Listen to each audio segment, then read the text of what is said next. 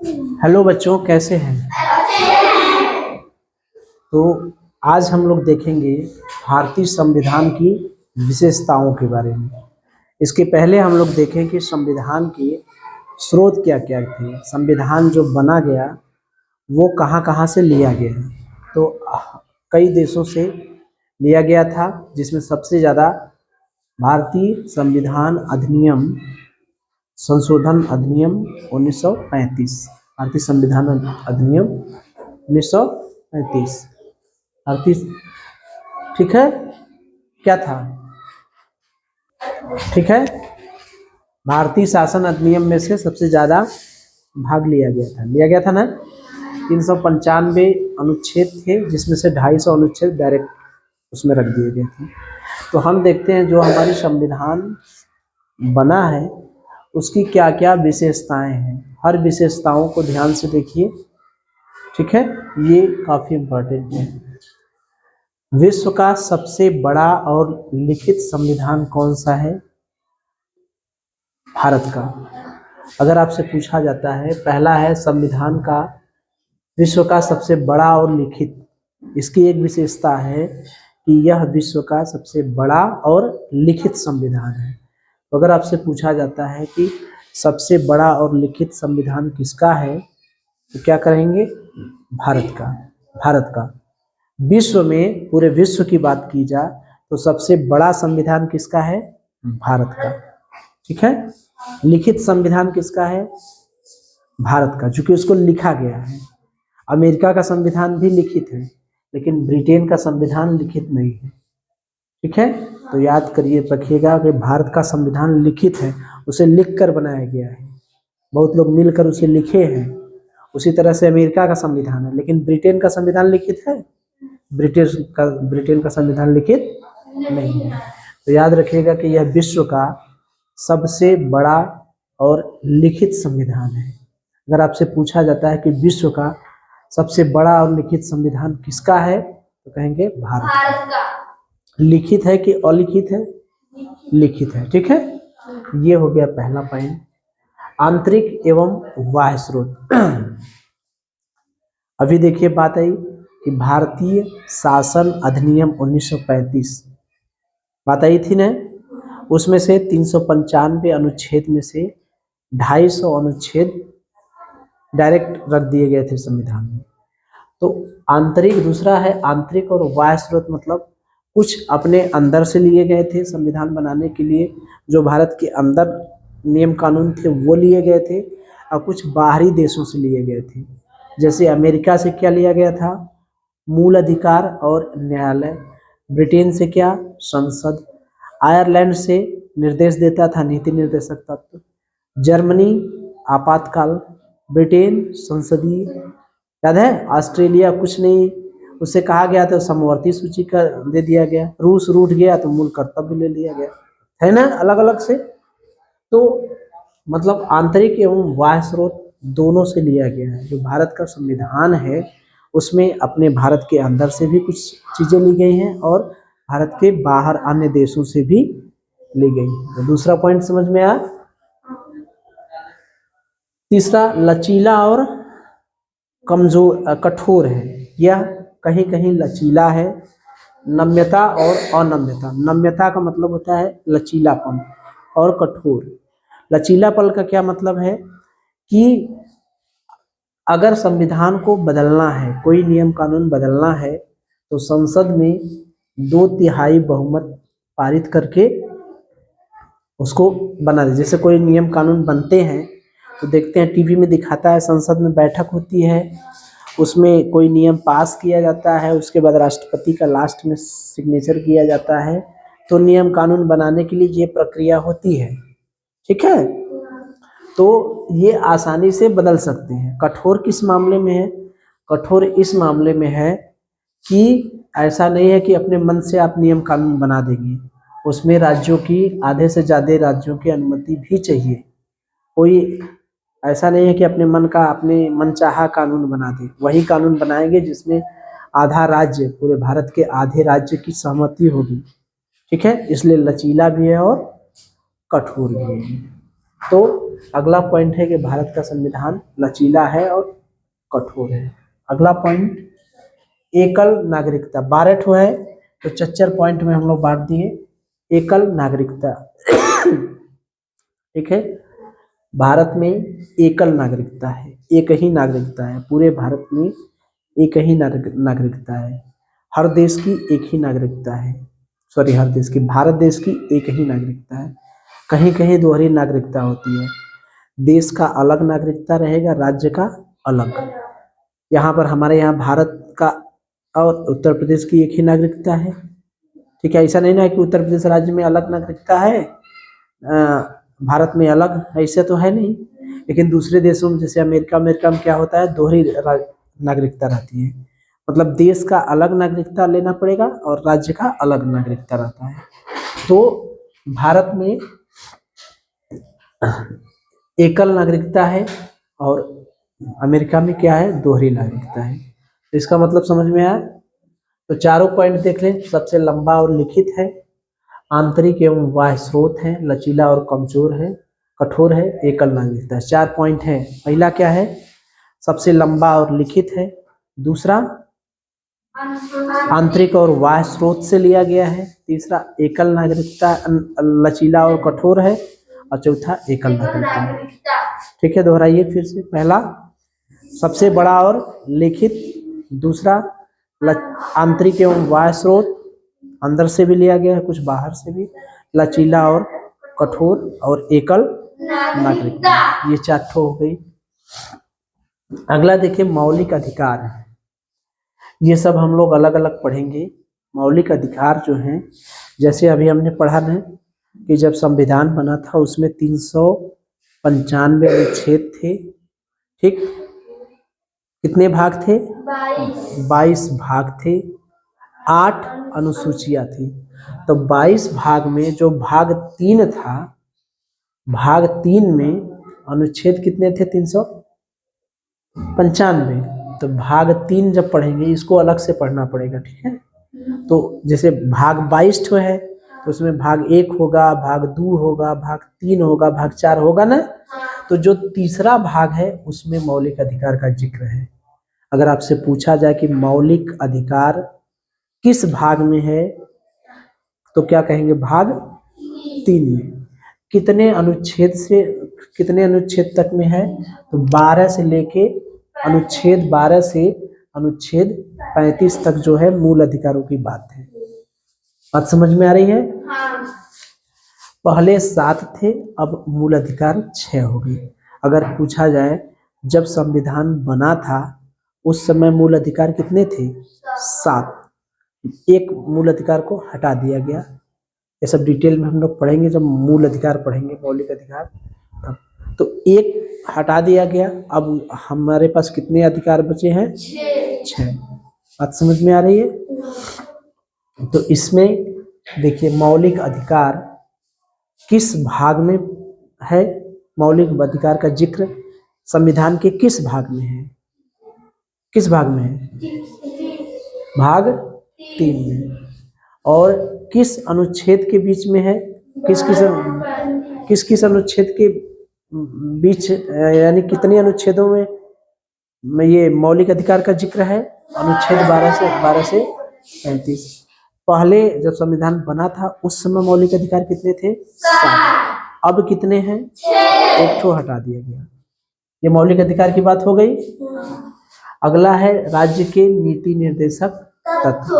नीति निर्देशक तत्व कहाँ से लिया गया है, बताइए। निर्देश कौन देता है, आयरलैंड, याद है। हाँ, तो ये जो नीति निर्देशक तत्व है वह केंद्र और राज्य को निर्देश देता है कि आप कानून बनाइए, नियम कानून क्या करिए, बनाइए, ठीक है। तो नीति निर्देशक तत्व जो है केंद्र और राज्य को कानून बनाने के लिए निर्देश देता है। मौलिक अधिकार देख लिए, नीति निर्देशक तत्व देख लिए। अब मौलिक कर्तव्य याद करिए। मौलिक कर्तव्य रूठ कर कौन सा था, रूस रूठ कर ही दिया, लेकिन मौलिक कर्तव्य दिया। तो मौलिक कर्तव्य कहाँ से लिया गया था, रूस से। तो ये जो था पहले नहीं था, मौलिक कर्तव्य पहले नहीं थे, लेकिन बाद में 42वां संशोधन किया गया 1976 में। 42वां संविधान संशोधन 1976 जब किया गया तो मूल अधिकार जोड़ दिए गए। मूल अधिकारों की संख्या कितनी थी? 10। अब ध्यान से देखिए, 42वें संविधान संशोधन में मूल अधिकार पहले थे, मौलिक कर्तव्य पहले थे, मौलिक कर्तव्य पहले नहीं थे, मौलिक कर्तव्य पहले नहीं थे। लेकिन 42वें संविधान संशोधन, जैसे संविधान संशोधन कहाँ से लिया गया बताइए? संशोधन कौन करता था? अफ्रीका फ्री में कर देता था, याद है? तो संशोधन समय समय पर जैसे जैसे समय बीतता गया वैसे वैसे संविधान में संशोधन होते गए। ठीक, तो एक संविधान 42वां संविधान संशोधन 1976 में किया गया। ठीक है, 42वां संविधान संशोधन जब 1976 में किया गया तब मौलिक कर्तव्य 10 थे। कितने थे? 10 थे। उसके बाद अब 1976 के बाद 2002 में 86वां संविधान संशोधन करके एक मौलिक कर्तव्य और जोड़ दिया गया। तो कुल मौलिक कर्तव्य अब कितने हैं? कितने हो गए? एक जोड़ दिया गया तो अब कितने हो गए? 11। पहले कितने थे? 10। पहले तो बिल्कुल नहीं थे, लेकिन 42वां संविधान संशोधन 1976 करके 10 मौलिक कर्तव्य जोड़ दिए। ठीक है, लेकिन 2002 में 86वें संविधान संशोधन में एक मौलिक कर्तव्य और जोड़ दिए गए। तो अब वर्तमान में मौलिक कर्तव्य कितने हैं? 11। ये बात समझ में आई? सार्वभौमिक मताधिकार। सार्वभौमिक मताधिकार का मतलब कि हमको सबको वोट देने का अधिकार है? बच्चे वोट दे सकते हैं? जो बच्चा पैदा हुआ वो वोट दे सकता है? जो अमेरिका में है वो वोट दे सकता है वोट देने का? लेकिन भारत में जो है, जो पात्र हैं, पात्र का मतलब एक आयु निर्धारित है कि इतनी आयु, वोट बनता है ना, वोट देने के लिए कार्ड बनता है ना, वोटर कार्ड। तो पहले जो वोट देने की आयु थी वो थी 21 वर्ष। ठीक है, वोट देने की आयु क्या थी?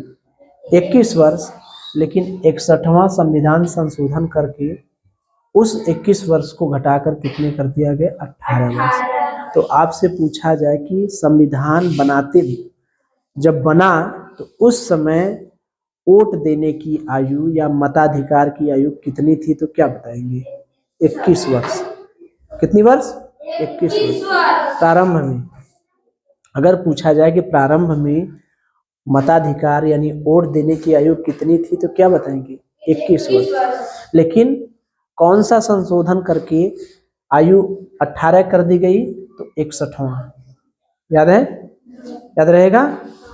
वोट देने का अधिकार सबको है। जो 21 वर्ष का था, जब वोट देने की आयु 21 वर्ष थी तो 21 वर्ष का किसी भी जाति का हो, किसी भी धर्म का हो, वो सब वोट दे सकता था। ऐसा नहीं था कि ये जाति का है, इस जाति का है तो वोट नहीं देगा। वोट देने का सार्वभौमिक का मतलब है कि सबको वोट देने का अधिकार है। सबको को मतलब भारत का वो नागरिक जिसकी आयु 21 वर्ष हो गई वो वोट दे सकता था।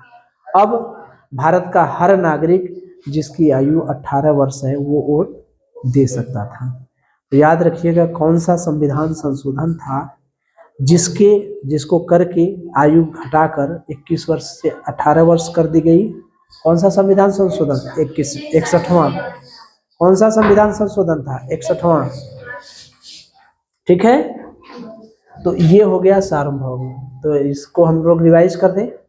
मौलिक अधिकार, मौलिक अधिकारों का जिक्र किसमें है? भाग 3 में। मौलिक अधिकार अनुच्छेद 12 से अनुच्छेद 35 तक जिक्र है। पहले मौलिक अधिकार 7 थे, अब हो गए 6।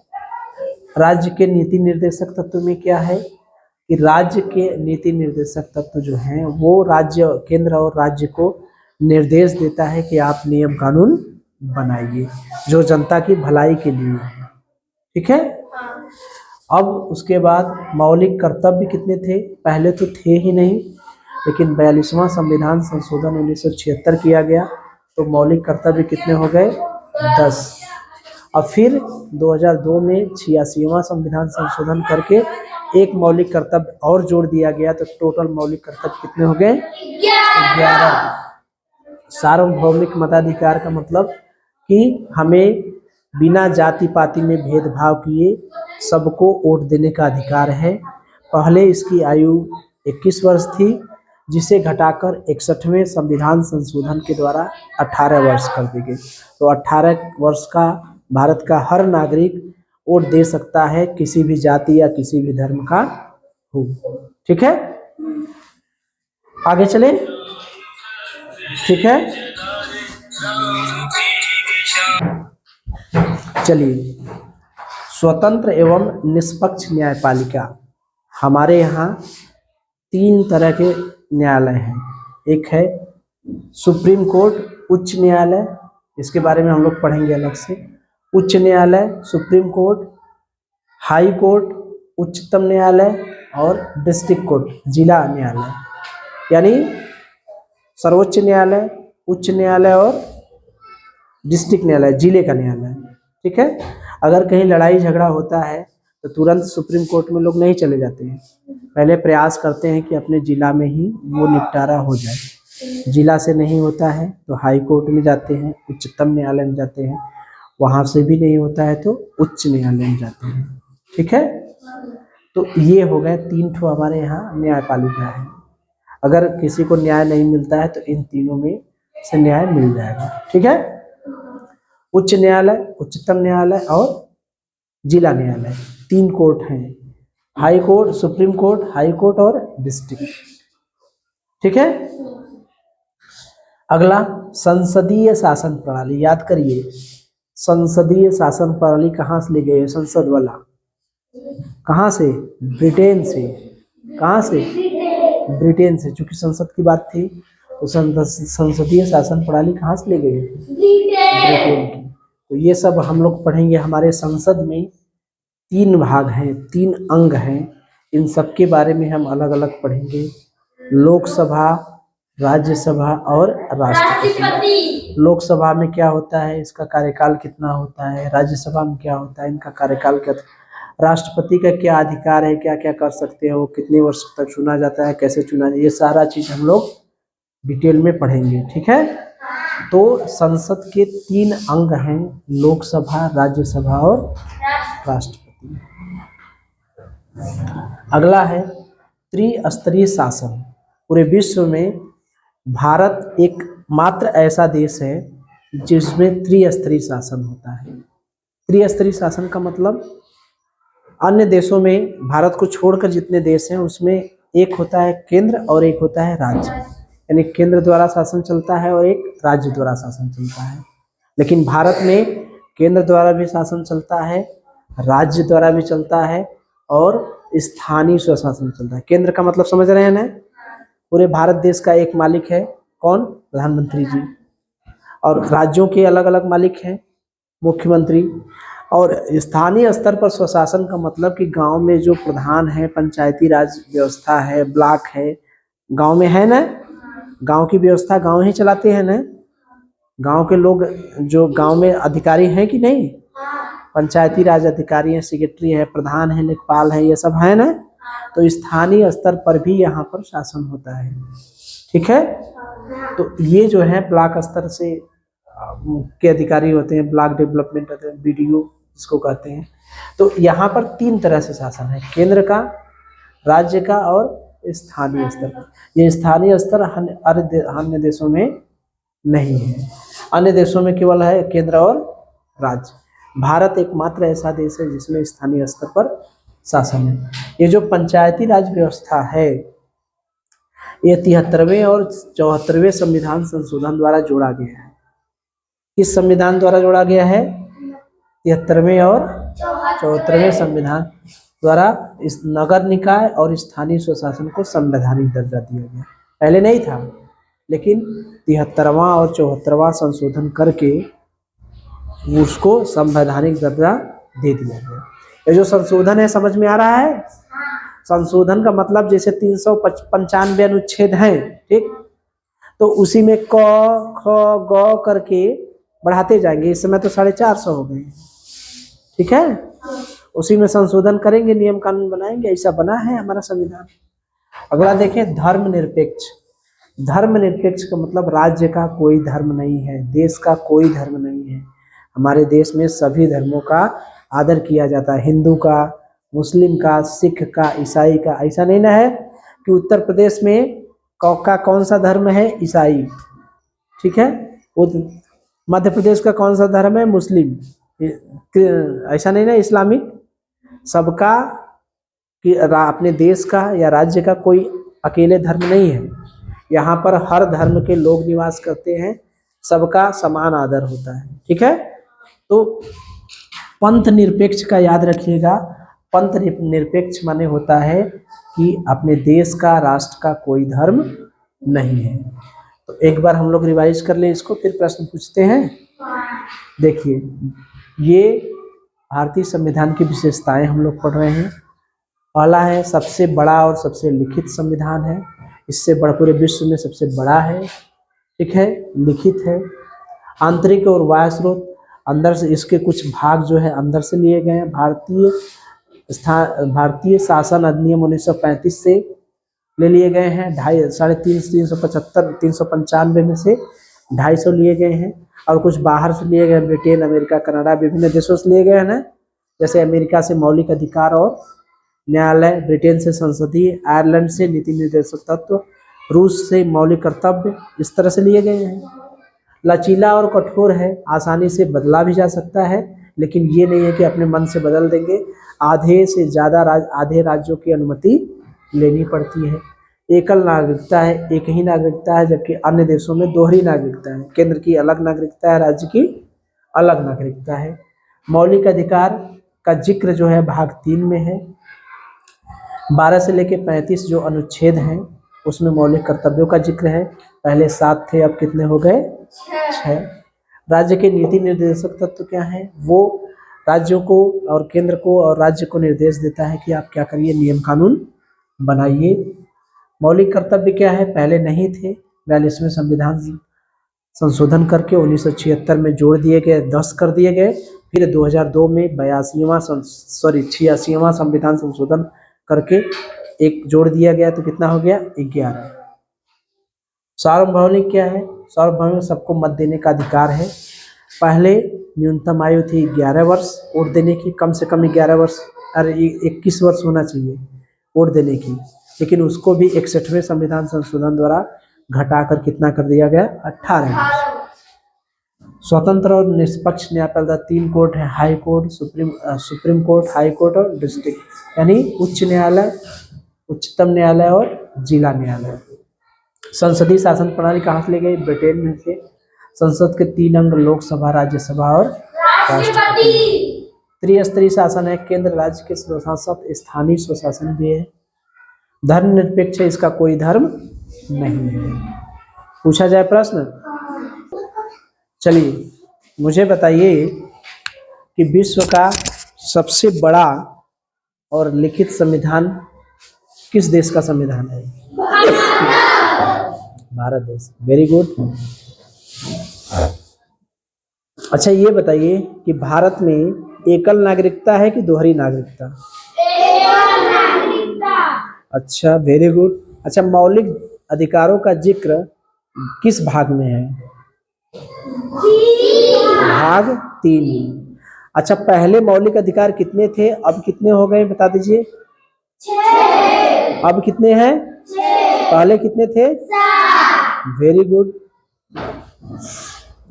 अच्छा ये बताइए, मौलिक कर्तव्य जान रहे हैं? मौलिक कर्तव्य पहले थे? मौलिक कर्तव्य पहले थे? नहीं थे।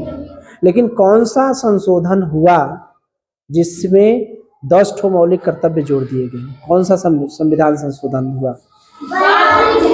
42वें। Very good. इस समय मौलिक कर्तव्य कितने हैं वर्तमान में? 11। Very good. अच्छा, जो वोट देने की आयु थी, वयस्क मताधिकार की आयु पहले कितनी थी? 21 वर्ष। अब कितनी हो गई? कौन सा संविधान संशोधन किया गया? 61वां। कौन सा? Very good. हमारे यहाँ न्यायालय जो है कितने हैं? 3। कौन कौन बता सकते हैं? Very good. उच्च न्यायालय, उच्चतम न्यायालय, डिस्ट्रिक्ट माने जिला न्यायालय। Very good. उच्च न्यायालय, उच्चतम न्यायालय और जिला न्यायालय। बहुत अच्छे। अच्छा, लगे हाथ ये बता दीजिए कि संसदीय शासन प्रणाली कहाँ से ली गई है, पता है? ब्रिटेन से। कहाँ से? ब्रिटेन से। तो संसद के 3 अंग होते हैं, कौन कौन? लोकसभा, राज्यसभा, राष्ट्रपति। Very good. भारत में अरे कौन सा एकमात्र देश ऐसा है जिसमें त्रिस्तरीय शासन है? त्रिस्तरीय शासन किस देश में है? किस देश में त्रिस्तरीय शासन है? भारत में। किसमें? भारत ही। और अन्य देशों में कैसा शासन है? 2 स्तर का। ठीक है। तो त्रिस्तरीय शासन में कौन कौन है? केंद्र, राज्य और स्थानीय स्वशासन। Very good. तो बात समझ में आ गई। अब आप लोगों से कोई भी प्रश्न पूछा जाएगा भारतीय संविधान की विशेषताएं से तो बता देंगे? चलिए, वेरी गुड।